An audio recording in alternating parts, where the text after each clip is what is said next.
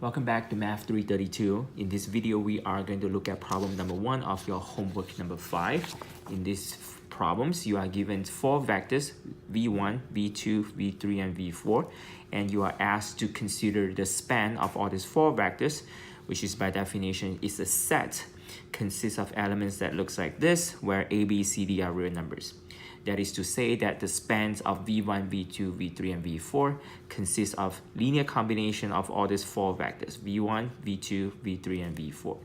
So the question is, given these vectors 1, 1, 8, 0, whether or not this vector 1, 1, 8, 0 is an element of this set. So how do you determine this element is in this set? Well, you look at how is this element in this set looks like. So elements in this set looks like this, where a, b, c, d are real numbers.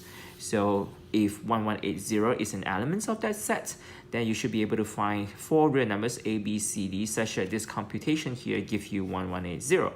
Now this system is the same as this system of linear equations. So if you write this as a matrix multiplication, so you can see that this is the same as this. So in order to find a, b, c, d, you reduce the problems to solving a system of equations where you can put it in this particular form. Now we know that this is called the coefficient matrix. So you have a coefficient matrix multiply a, b, c, d, you want to get 1180.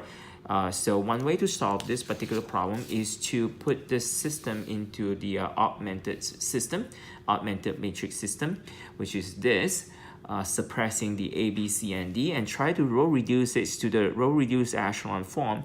So you see that the row reduced echelon form consists of matrix here, which is the identity matrix, and here you have this number, which immediately tells you that your D will have to be 0, C will have to be negative 13/3, B will have to be 8/3, and your A will have to be 7. Which means that your 1180 can actually be written as the linear combinations of all these 4 vectors.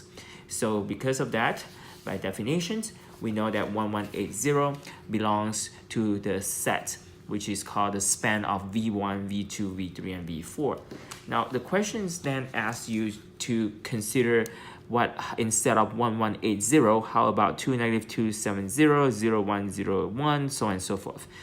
Instead of repeating our process, the computation 4 more times, we can actually look at the big picture here. So observe that the coefficient matrix, okay, the coefficient matrix from this system, our original system, which can be written as A, matrix A multiplied by A, B, C, D equals to 1180. Now observe that the coefficient matrix actually row reduced to the identity matrix. Okay, from our previous computations, you see that our coefficient matrix actually row reduced to the identity matrix. Now, if you remember the methods we use to compute the inverse of a matrix A, if you put the matrix A and you put it in the augmented system like this, if you can row reduce it so that A here become an identity matrix, whatever you have here is going to be the inverse of A. So since we see that our A is row reduced to the identity matrix, which means that we can actually find the inverse of A. In other words, A is actually an invertible matrix. So look at the system again. A multiply A, B, C, D equal to 1180 because A is actually invertible. Another way of solving the A, B, C, D is just to multiply the inverse matrix with 1180, and whatever computation you have here, immediately you can see that we will have A, B, C, D determined as the one that we have before, 7, 8/3, so on and so forth. Now, theoretically speaking, if you know that your matrix is invertible, that this system will always have solution. It doesn't really matter what happens if you substitute 1180 with some other vectors such as like x, y, z, w. It doesn't really matter what you have because the matrix A is invertible, the system is consistent, which means that no matter what x, y, z, w, you can substitute. This is one. You can see 1180 is nothing special here. You can substitute 1180 with some other numbers. You can see that we can theoretically still be able to find A, B, C, D. Now we don't really have to compute the exact value of A, B, C, D because we just need to know that 4 numbers exist. If those 4 numbers exist, then it means that the x, y, z, w is a linear combination of these 4 vectors.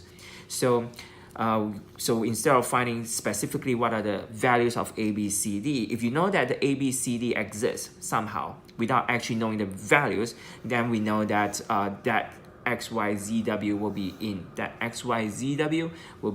that set, which is the span of V1, V2, V3, and V4. Now, if you look at the question very carefully, the question never asks you to identify what are the exact value of A, B, C, D. The question just asks you to determine whether this vector is in the span, this vector is in the span, this vector is in the span, so on and so forth. So none of this actually required to compute the exact value of A, B, C, D.